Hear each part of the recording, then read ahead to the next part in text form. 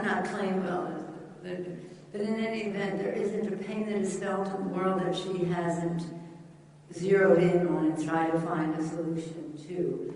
And even if that just means we're going to focus on it and we're not going away. And that includes gun violence. She gave me this bracelet earlier made of bullets so that we always remember not only the high-profile horrors that have been foisted on our society, they're terrible, but the reminder that every single day we use to gun violence. So it isn't a subject you can name that Kit respects what Father said, Reginald, Father, beautiful words that you talked about. You started with faith, you talked in the end about love. In between those two places, people always ask me, where's hope? I said, it's where it's always been, right between faith and charity and love. Because faith, you said, let us have faith. Faith gives us hope, and the love of others will come. And that's what we hope will happen with Haiti. But I could speak all night, you made me think I will, about Frederica Wilson. She is a spectacular member of Congress, caring about all the people in her district, representing them so well and with such dignity, as well as being admired. I know how much she's respected in her community. I want you to know how much she's respected in the Congress of the United States. Thank you for your leadership. So now, I didn't intend to do this, but since Frederica spoke about our visit to Ghana, I just want to say this. I've been to Ghana before too. This was a very special trip, the 400th anniversary. It breaks your heart to see man's inhumanity to man when you think of how these people were gathered up, placed in conditions that were so horrible that it's really hard to describe how horrible they were. And then at the end of that, if they survived those conditions, placed on death ships, and if they survived that, to come across the ocean, in many cases to the United States, to enter into slavery, as the Congressman said, and to the Caribbean, and one of those places is Haiti. What we saw there, though, was when we were there before, it was the door of no return. And it's a horrible path to the door of no return. This time they're observing the door of return, that the diaspora will come back to Africa and they'll claim identity, perhaps, with all the signs we have now with their roots, but to Africa, to the continent. But what was clear on this trip, clearer than I ever saw before, was that whether it was in the United States in slavery or lack of freedom in the Caribbean or whatever the challenges were,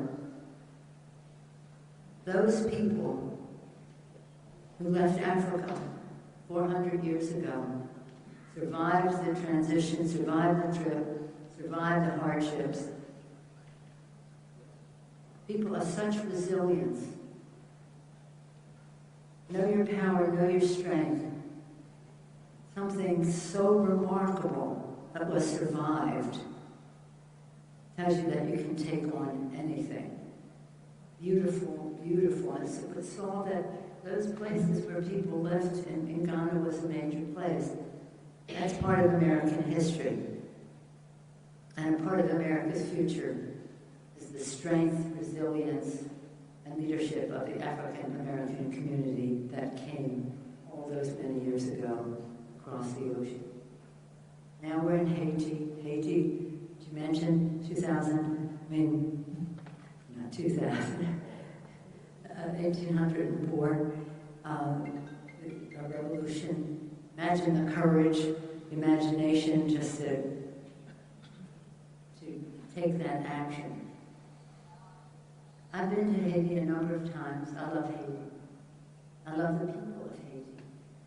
And no matter how brutal the circumstances, whether it's a natural disaster or just injustice in the community, the love, the shining eyes, the love of family, the endless hope for a better future, it's just remarkable and different from other countries.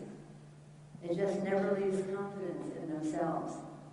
And we can't let that spark be anything less than brighter and brighter and brighter.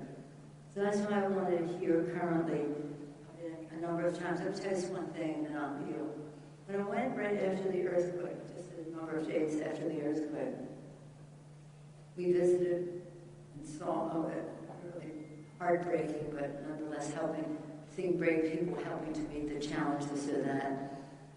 We went to the cathedral, which was completely destroyed, except for a cross. There was the cross, Father. There was the cross. How would a cross when everything else came down? There was the cross. Again, hope. Hope. So what we have to do is just make a decision that we're going to work together on the basis of knowledge and fact and data and whatever, so that we can understand what we think we're doing to be helpful. Is that really working? And that's why this is such a valuable meeting to me, because I've been there, visited a number of times as a leader on the Appropriations Committee, and I know what our possibilities are, but I want to make sure that they are used in a way that will make the difference to the people of Haiti. But it's with a real love and respect for them, whom I've seen a many number of times there, to keep that spark going, that incredible spark that kind of, we all began in Africa way back when, but this particular, those who cross the Atlantic and are part of our future.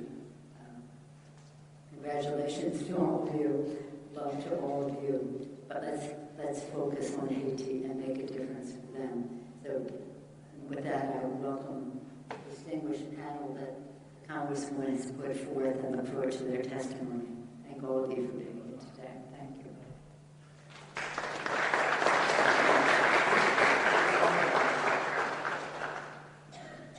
I'm going to introduce the panel to you. I've already introduced to you our esteemed Commissioner Monestein, and now I'm going to introduce to you Councilman Michael Joseph.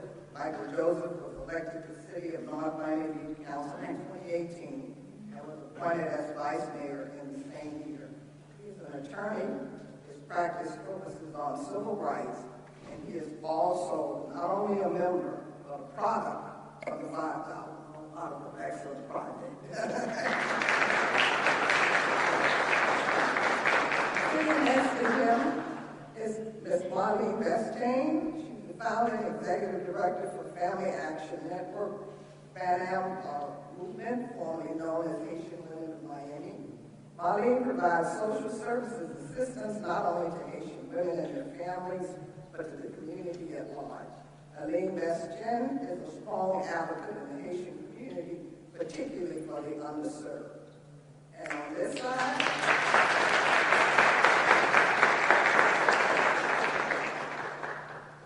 we have Ms. Colleen Paul. Colleen is known as Teacher Colleen in the Haitian community.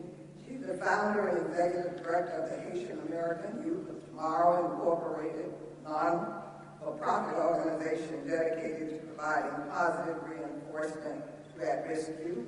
For the past 18 years, Teacher Colleen has distributed toys and school supplies to needy children in Haiti. She goes back and forth.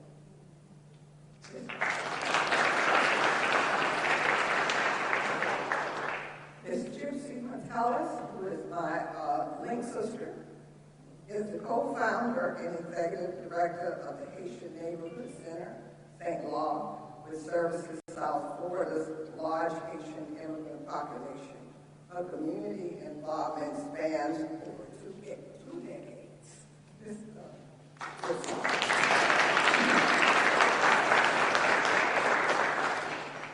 Attorney Karen Andre, she serves as an advocate for Haitian Americans on social justice issues. She served as a presidential appointee in the Obama administration as the White House liaison to the United States Department of Housing and Urban Development. And Karen was one of my first hires as an elected official.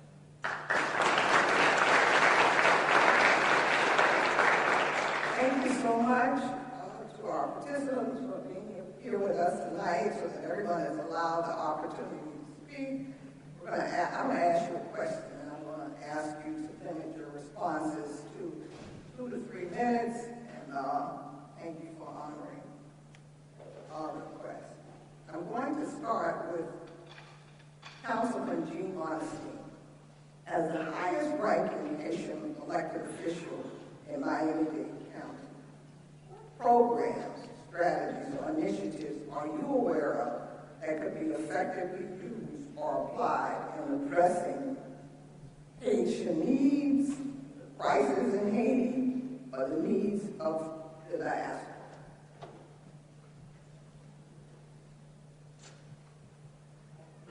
Thank you for the question, Congresswoman.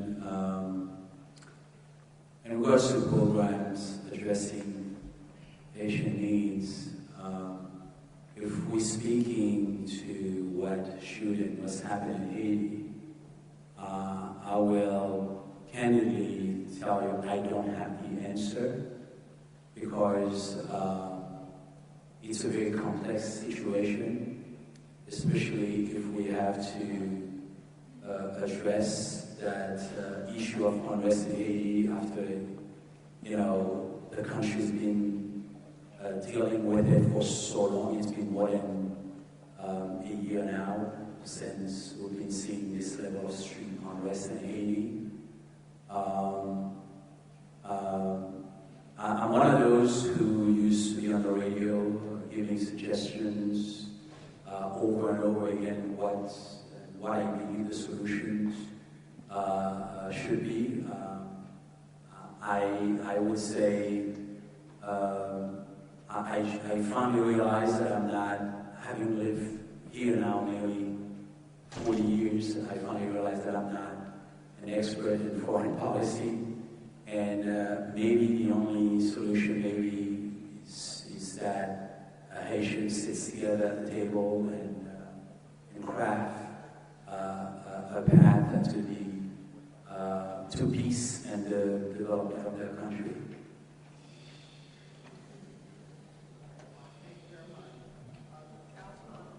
Councilman Michael Joseph, you're a member of the Democratic Haitian American Caucus of Florida. What role can and should Haitian American elected officials play in helping to address the crisis as occurred? There's a lot of people in here today that are elected officials. What do you think that all of us as elected officials can do to address this crisis? First, thank you, Congresswoman. First and foremost, thank you for giving this opportunity to be here to have this dialogue with the speaker as well as the community at large. That's a very loaded question. What I could say is that just having these types of events or creating the atmosphere for dialogue is a good first step or part of that journey to, peace and some type of resolution that is amicable to all the parties involved. I want to hearken to what my bigger brother and my fellow colleague, Commissioner Modesty, opined to the fact that I wouldn't know the answer. He's been in this way longer than me, and I'm a newbie, but I've been, in that sense, I can understand my own limitations. I do represent a large Haitian demographic in North Miami Beach, and I'm proud of it. What I do know is that it's about creating that dialogue. As a city commissioner, the one thing that people want to know is, hey, make sure that my garbage is picked up and my streets are clean. But I also want you to be able to listen to people and to be a person that can be an advocate for what they're expressing to you. So I don't want to put a rallying cry on my other elected officials, and there's a lot of them here that are my particular dissent. I would say just engage us. There's a network that myself and Commissioner Modesty are part of. This is the National Haitian American Elected Officials Network that's made up of 50-plus members. Our current leader is Commissioner Siblin over in Orlando, as well as our incoming chair is Alex Dusimé. Engaging these type of stakeholders as well in the conversation is a good first step in really bridging and making those type of inroads in Haiti and being able to communicate back to the community here. So that's what I would add to it. I mean, like I said, I'm not a seasoned veteran like many on here. I can just speak to what I've seen growing up, and just to give my piece on that. Thank you.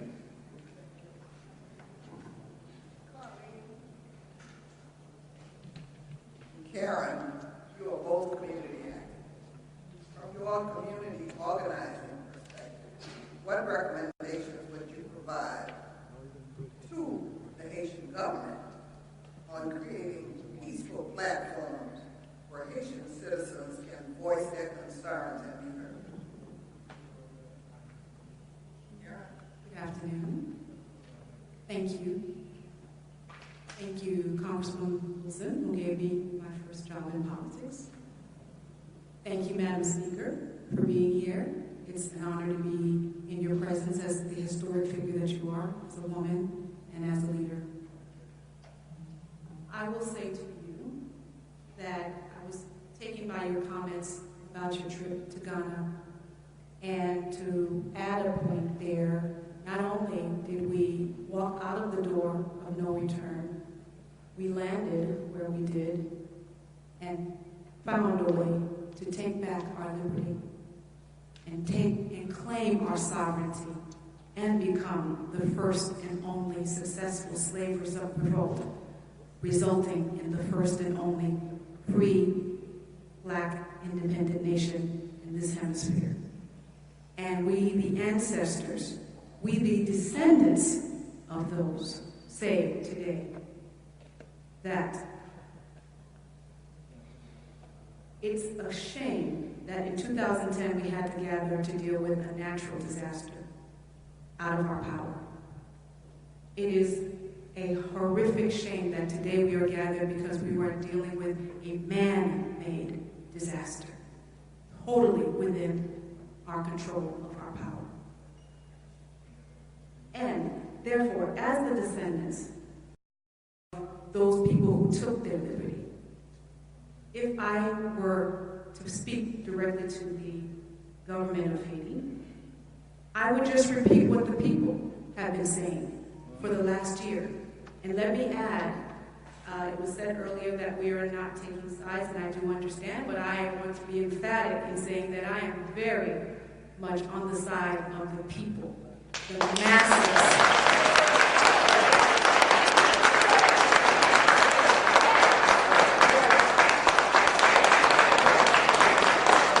Now, limited time, guys. Thank you. I am every bit, as you taught me and my mother taught me, to be the truth teller. And I am unapologetically on the side of the beleaguered, long-suffering masses, not for the last year, for the last decades, the last century, dealing with intervention, imperialism, meddling, and all manner of corruption and lack of respect for our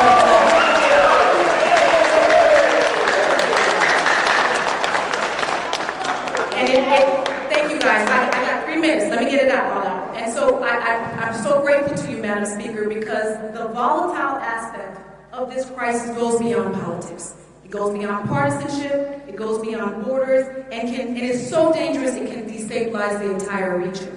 So your presence here as the third person in the line of succession, we understand the power and the meaning of that is so very well appreciated. Now, from the side of the people, all I'm going to do is repeat what the people have been saying for the last year. 1,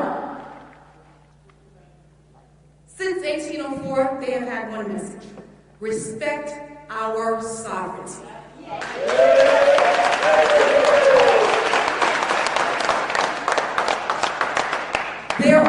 There is no need to create a platform. The platforms have already been created. The civil groups and civil society in Haiti have been mobilizing non-stop for over a year to stamp their foot and say no to the following.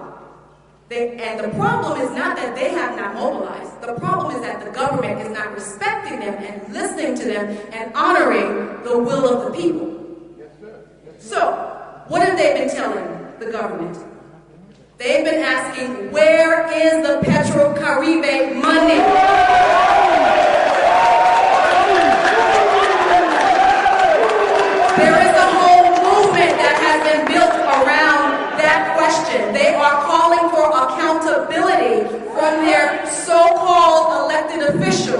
to account for where that money has gone.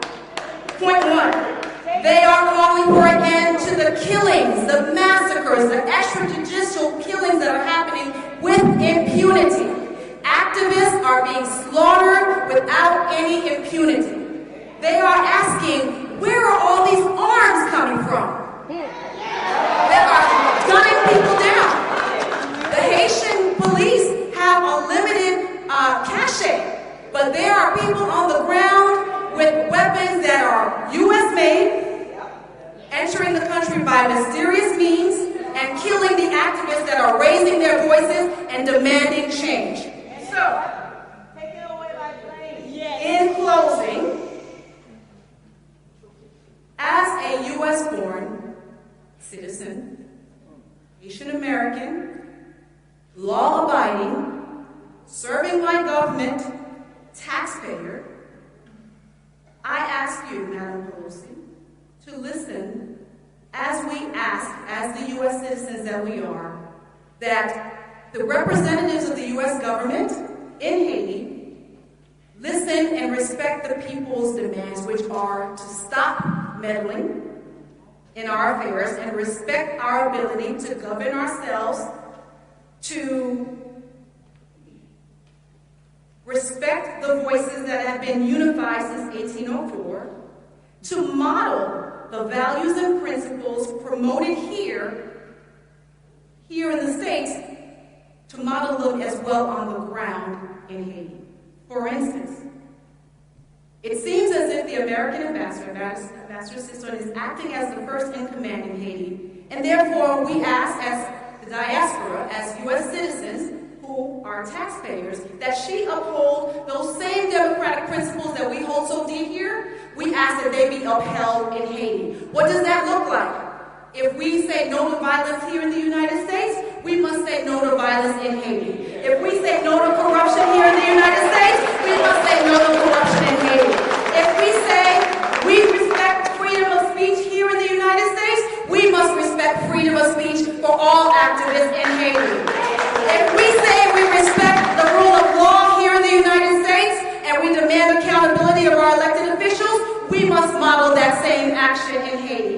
If we say yes to free, fair, and transparent elections here in the United States, that we should also do that in Haiti and support truly free and fair elections that are the will of the people, and say no to elections that are selections or coronations orchestrated by foreign interests. Lastly, we must listen to the cries of the people, not turn a blind eye nor a deaf ear, thereby enabling the corruption. We must listen to the will of the people and their long-standing call for accountability by the leaders of the Petro-Caribe movement. And lastly, we must listen to the cries of the people about the massacres and extrajudicial killings committed with impunity. Thank you.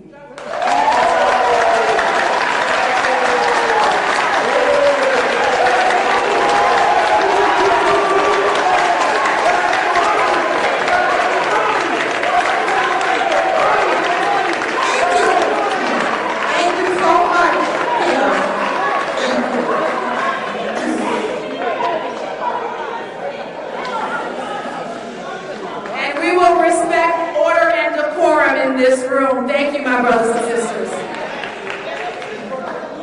Leader Pelosi wants to respond. I just asked the distinguished congressman if I could just say something here before we hear from our other guests, because as you were speaking, I mentioned 2004 did. I was thinking, I was educated in Catholic schools, maybe that's why. But Toussaint Louverture was a hero to us. That we were taught that Haiti was so courageous, as you mentioned, the first country in this hemisphere, part of the U.S., to have declared as successfully independence. But we were also taught that not only France did not want this to succeed, right? You would think they would have thought, let 1,000 flowers blossom. But other countries in Europe did not want this example to be followed. So the courage, that was demonstrated, the success, the confidence that Haiti had was a joy to behold. However, it was a magnet for others who did not want it to succeed. And it was important for us, as we were taught, to learn the obstacles that were placed there for years to come, right in the beginning and then later as well. So I hear what you're saying about, I wrote down everything you said in terms of what you wanted me to take back. I'd also heard from others that should there be any appropriated funds that go to Haiti, that there be a oversight of it in a very careful way that is being used for the people and not for the government. I will just also say this one thing, because you enlarged the issue to the hemisphere. Eliminating corruption will make the biggest difference in every country. I'm saying every country. And that makes a big difference, because when elected officials are engaged in corruption, that means that others are being excluded from the prosperity that whatever resources might have been brought. And that's discouraging. And one of the things that people engaged in corruption want to do is discourage others to diminish their confidence in what they can do and what their country can do for them. So it is the one thing that in the fight on Haiti, which is a fight for respecting the dignity and worth of every person and all God's children, but the spark of divinity. I always say, when Christ came down from heaven, his participation in our humanity enabled us to participate in his divinity. And when I go to Haiti, I look at all this, and I think every single one has a spark of divinity that we must respect. Of course, that's everyone in the world, but that spark is so alive in Haiti. So I accept your challenges, your recommendations here. I know we'll be hearing more, but I do think that people should appreciate the success. It would normally have bred success, but there were forces at work to make sure that it wasn't a good example for other countries to follow. So thank you, Karen.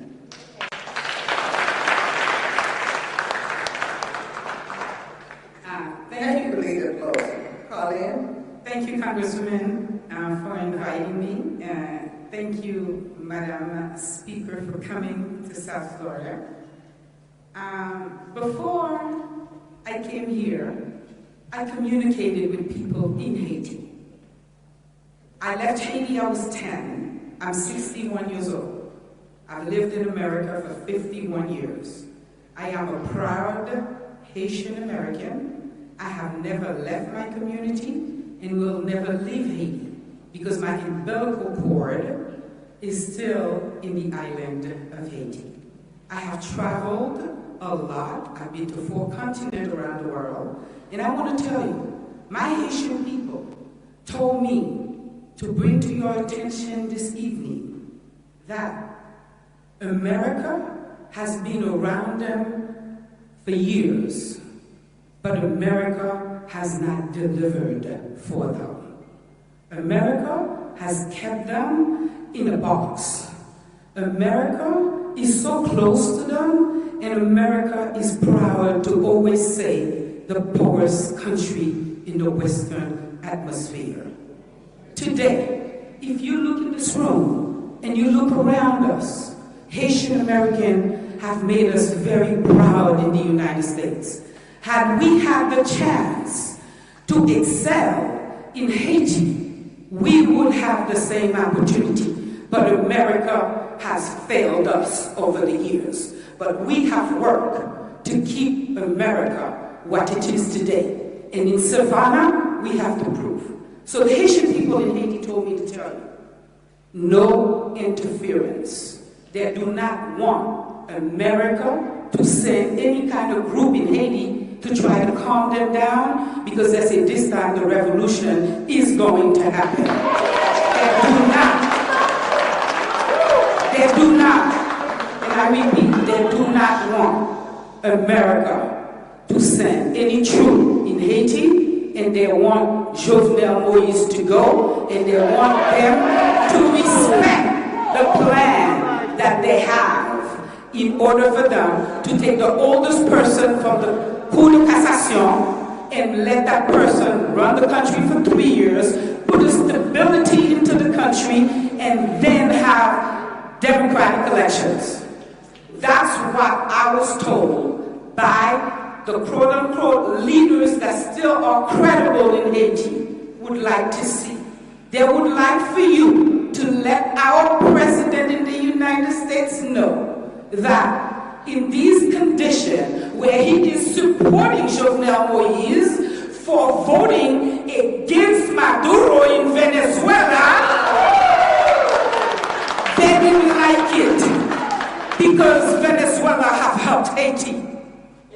But because they were forced to vote against Venezuela, now all of the problem, the Haitian people feel they cannot get gas and they cannot eat, they cannot do anything because of what the United States is telling them. Don't get in contact with China, don't get in contact with Venezuela, don't get in contact with so-and-so. They want to be able to do the things that's going to move them forward because America has not delivered for them over the years.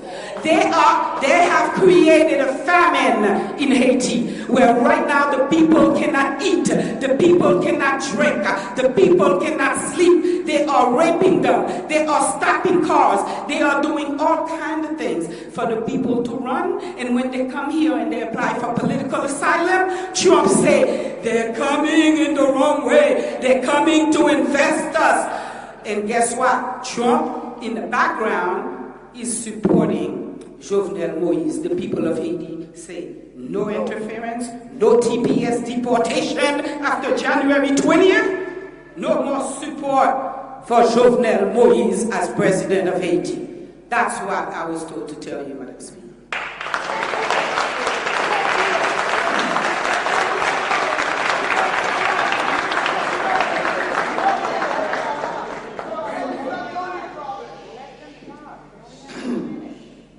Marlene Bastien, as founder and executive director of Family Action Network Movement, formerly known as Haitian Women of Miami, what impact do you believe this unrest will have on women and families in Haiti? First and foremost, Congressman Wilson, I'd like to say thank you for your leadership.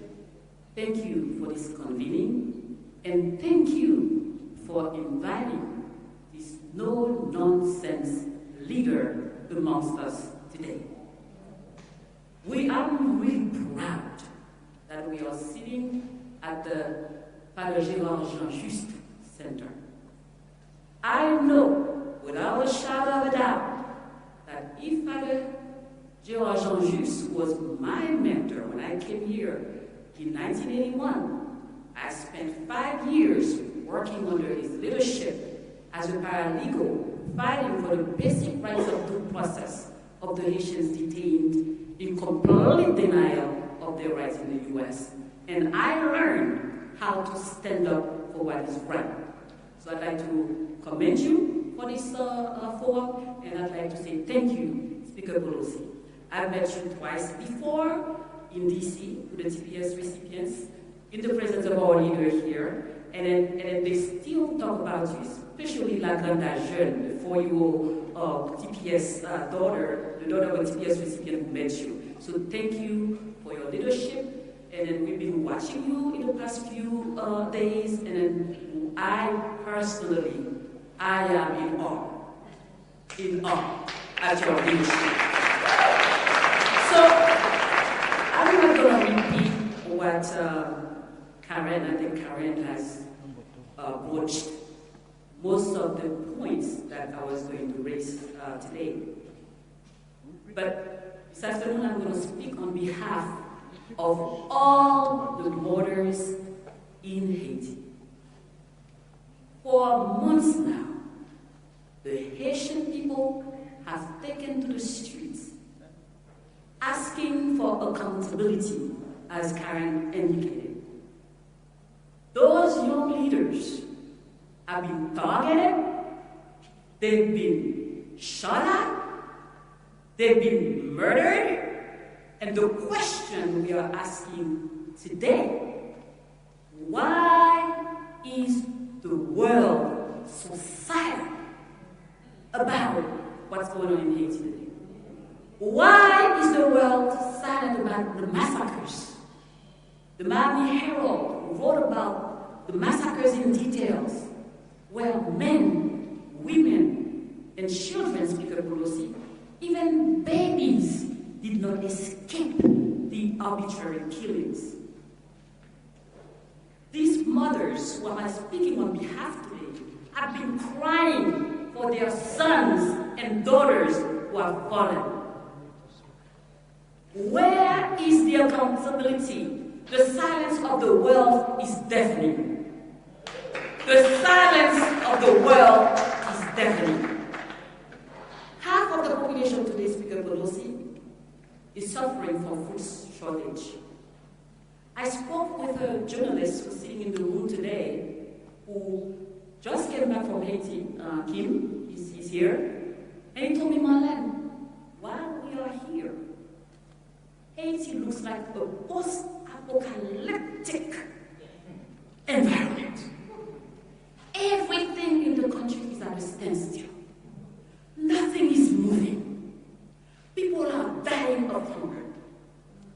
Children have not been at school. Speaker Pelosi, just think about mothers who are hunkered down in their houses, unable to go out. Children who have been in school for weeks now. Nothing is moving in Haiti. And my question again, why is the world silent in the face of such massacres, in the face of the killings? Why is the world silent? I'm going to read a few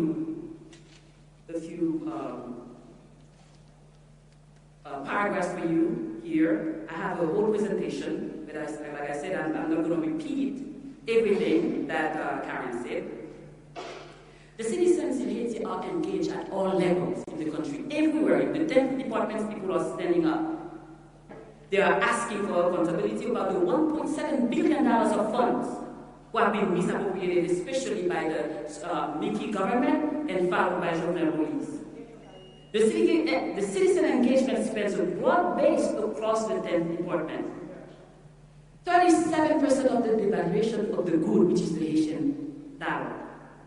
A broad coalition of people are asking for the departure of the current administration, the departure of President Jovenel Moïse, including key society stakeholders, including the Catholic Church, the private sector, right sections of the population, women and organizations, and workers' organizations.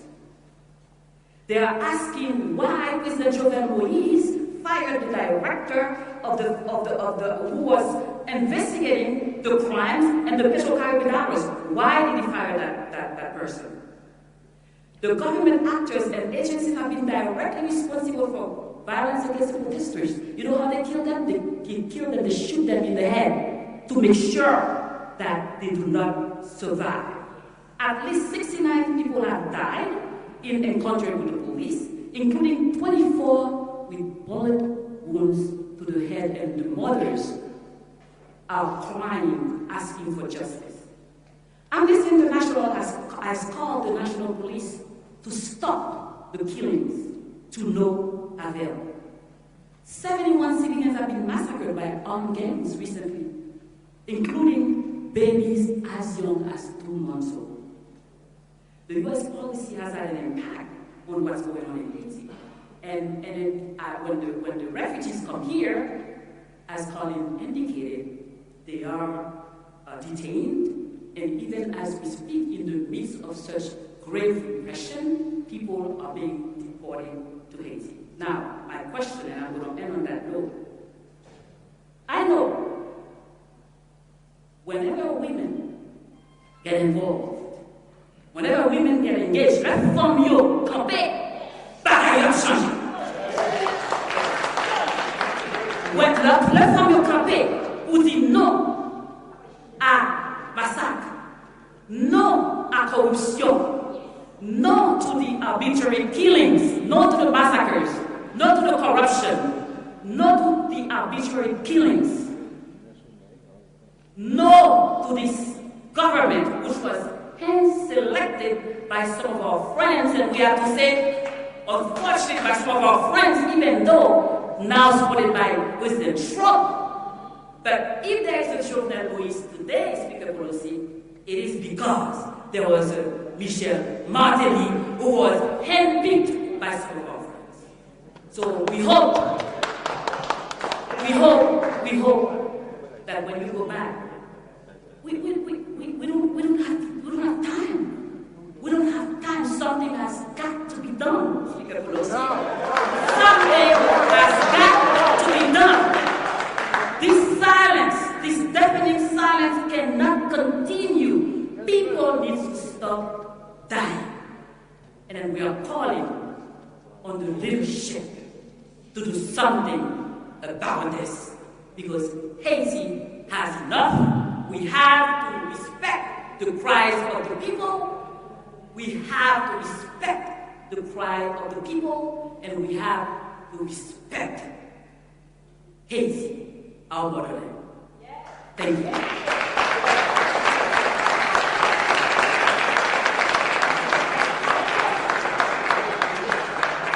Thank you, Marlene. And now, Gypsy Metellus is co-founder and executive director of the St. La Haitian Neighborhood Center.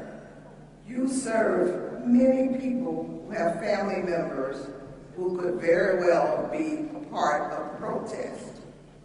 We're hearing that many protesters have voiced their concerns for lack of gas, electricity, and living conditions. Have you heard from them? And the people who are protesting also have expressed a need for day-to-day bare necessities.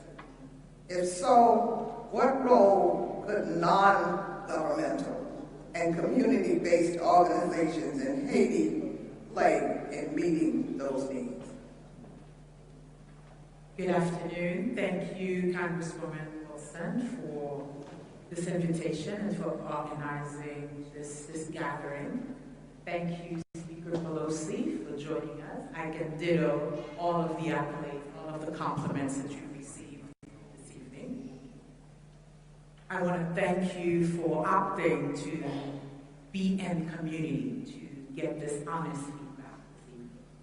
We want you to get this raw feedback, this feedback from the heart, this feedback that's not academic, that's not necessarily punditry, but it is from all of the people who assemble in this room, who care about Haiti, who care about its future, who care about what's to be done. And so I'm sure that the majority, if not all, of those seated in the audience right now would agree with me when I said I wanted to tell you the truth, and I wanted to tell it to you straight up. It's not an attack on you, but it is the truth, and at times before we get to answers, the truth has to be told. We've got to reckon with what's the reality in order to forge a path towards the future. So what's that truth? You've heard it from many of our co-panelists here, and people would want you to know that much of what's going on in Haiti today, we can partially blame our so-called friends for what we're reaping today, right? We can blame those people who have promoted policies that would have us adjust our economic policies, what you refer to as structural adjustment policy. We could blame those who promoted neoliberal policies. We can blame those who have continuously meddled. We can blame those who call themselves our friends and yet seem to act and continue to act contrary to our needs, contrary to our desires, contrary to what we want to see happen in the country, contrary to our sovereignty. Thank you, Carrie. We can say that today what you see unfold in the streets of Port-au-Prince is just a simple. It's the result of the years of meddling, of frustration, of political meddling, of economic meddling, of all the meddling that you can think of. And I think the frustration is blowing up, and this isn't going to stop until it blows fully.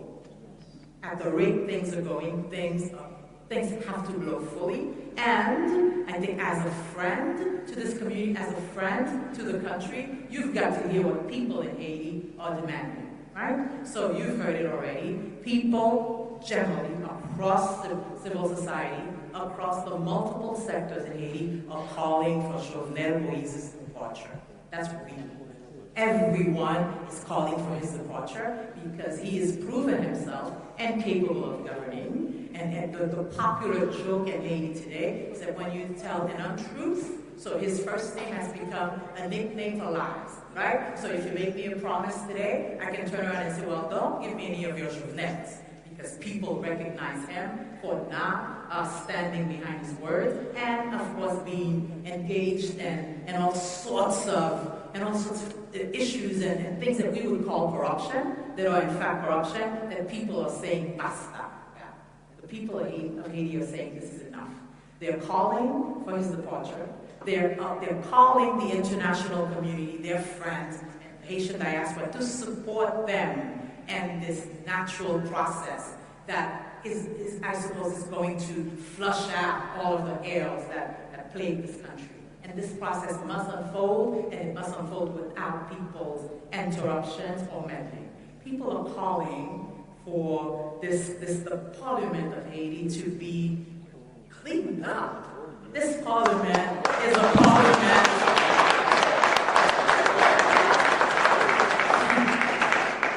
The Haitian Parliament is a Parliament that is also, I want to be kind. I want to be kind and I want to be careful. But just suffice it to say the Parliament has to go. The people of Haiti are saying that they must finally appoint a permanent electoral council, such that when elections are to be held in this country, they can be handled by a group of people who have been trained, who have been dedicated and committed to making things happen, and having the right results that people deem results that they can stand by.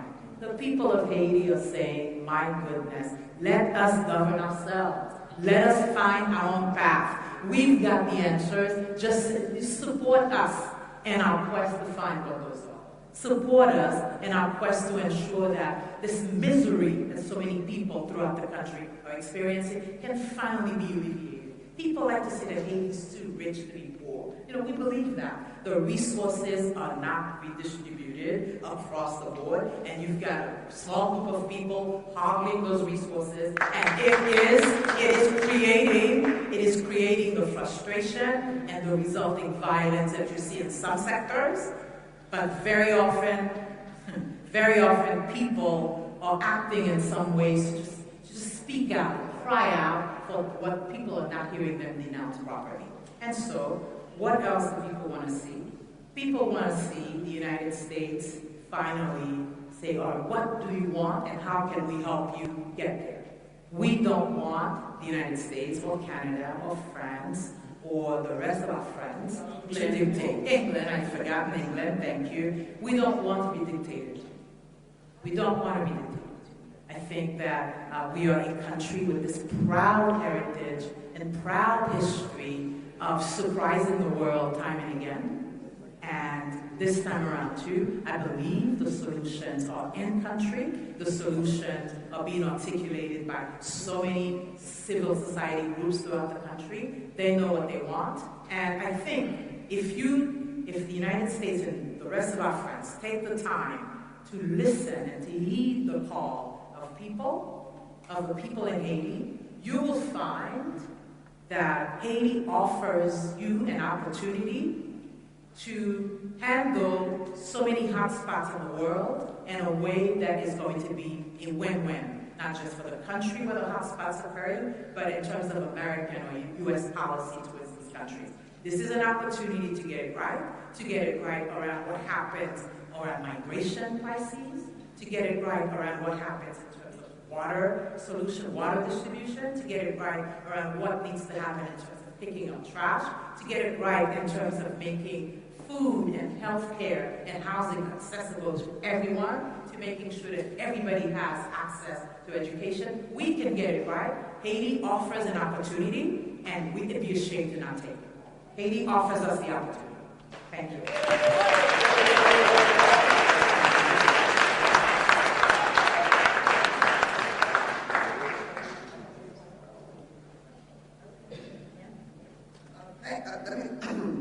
Let me say this.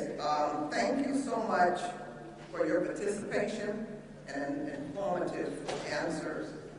We're going to have now some final remarks from Leader Pelosi as to, if someone you want to say something? Do you want to say something? I want to say one thing in closing, Madam Speaker. I congratulate you and the House members who agreed, even though you were very careful in starting the procedure to impeach our famous president. But I want you to know that the majority of the Haitian that are Democrats, we want impeachment. Thank you very much.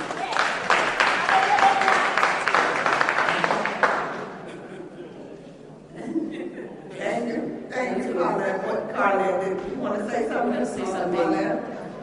Speaker Pelosi, we thank you again for your historic presence among us today.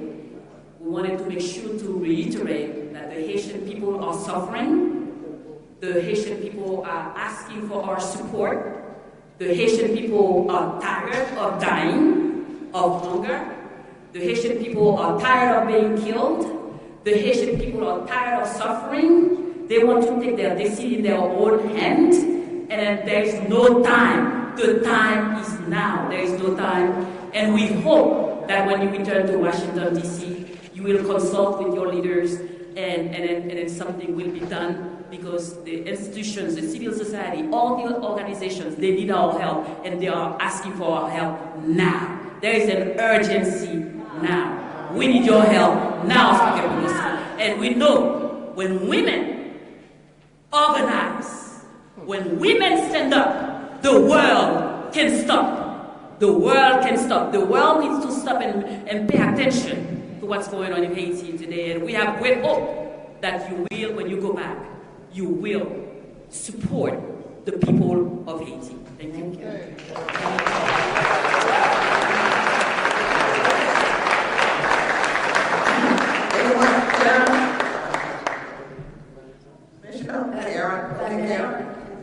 Just another thank you, and just to reiterate that we are a free and proud and sovereign nation, and we welcome partnership as equals with our friends in the region. Thank you. As equals. Even though people. Thank you. Okay. Thank you very much. Let me just say that the timing of this meeting for all of us this evening couldn't be more fortuitous, and I want to thank the distinguished Congresswoman Frederica Wilson for bringing us together at this time. And for her advocacy on behalf of Haiti and Haitian Americans in the Congress of the United States. I do want to acknowledge this one thing in terms of GPS, because it's an issue for us now. First of all, Ron, when you talked about the moms, you know, everything I said earlier about that spark, that's what I saw in the moms, because I was visiting the health centers and where the children were for even preschool and the rest, and the moms were there so proud, and as poor as they were, and the rest, they just had those babies like they were the future of the world, and they are. Yes. And they are. So thank you for acknowledging the role. And I do think that the more you diminish corruption, the more you will see women rise in the heights in all of these countries, for sure. Now let me just say a couple of things, because we've been very candid here today. And I just want to just praise the U.S. Conference of Catholic Bishops, because 2 years ago, I got a call from the White House to say that they were going to stop TPS for Haiti. And I said that this is absolutely ridiculous. Well, it's all over. It was only about the earthquake. That's all solved now. And so they don't need TPS anymore. So I said, well, your set of facts is not true, but let us amass the facts to change that. And so the U.S. Catholic Conference of Bishops really put together a record for us. And they found that at this point in its recovery, a decision to terminate TPS for Haiti would be both premature and inhumane. 56,000 Haitians came after 2020 and should not be sent back to a nation whose recovery has been set back by hurricanes on top of the earthquake. Reporting 10,000 back to Haiti would only deepen the suffering. But the Catholic bishops would not have my differences with them on some other issues.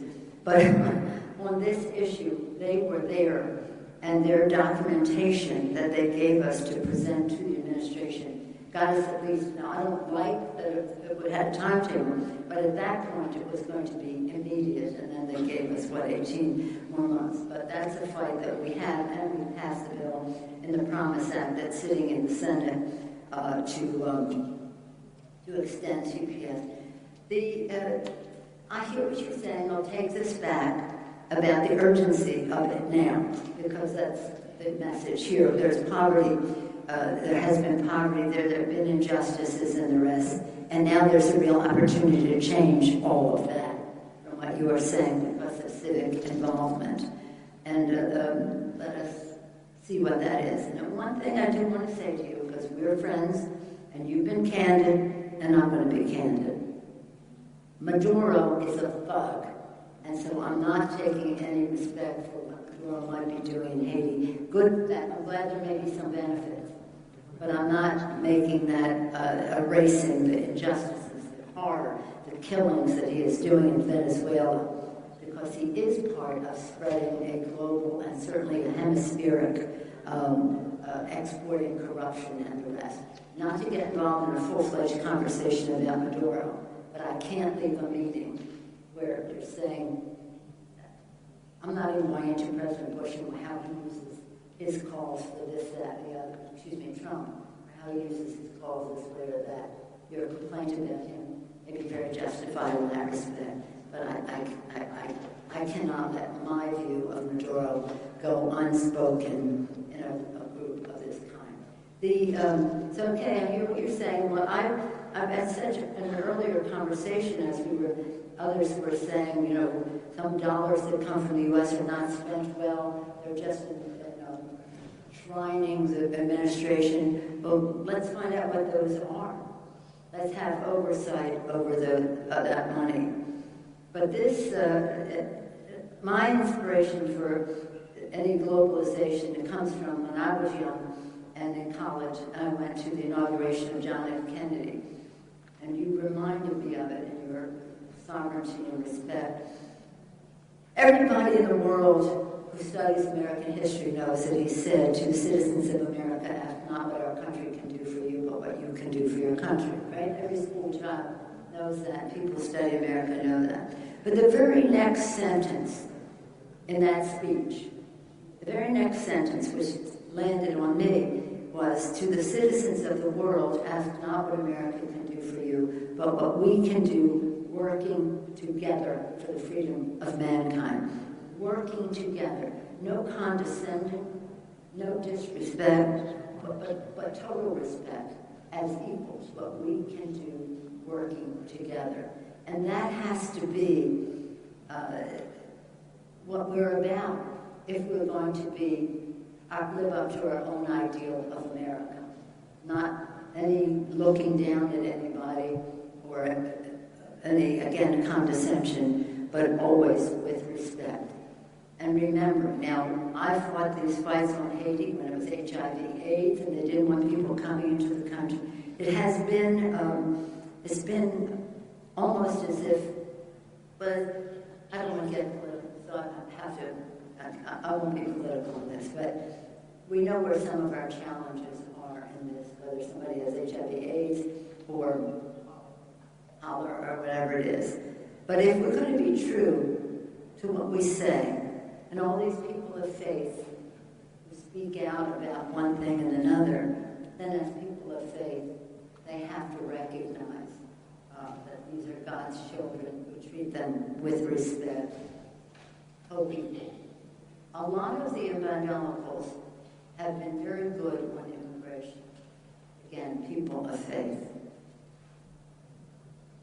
Sometimes not so great on HIV/AIDS or LGBTQ, but on other aspects of it. So I think that among people of faith, whether it's the Catholic bishops or others who have spoken out about the crown jewel of American humanitarianism is our refugee resettlement program. We're not talking necessarily refugees here. So in terms of our people coming to PS, let's address that here. In terms of what's happening in Haiti, let us see how we can work together, respecting the sovereignty of Haiti. And again, I hope you will accept my candor on all the subjects as a sign of our friendship. You were candid, I'll be candid as well. But again, I want to salute the Congresswoman for the timing of this, for all the frustration that I hear you say, where is this, where is that? She is here. She's been preaching all of this in the Congress for Haiti and for Haitian Americans, as you saw. She divided her questions that way. So thank you, Congresswoman.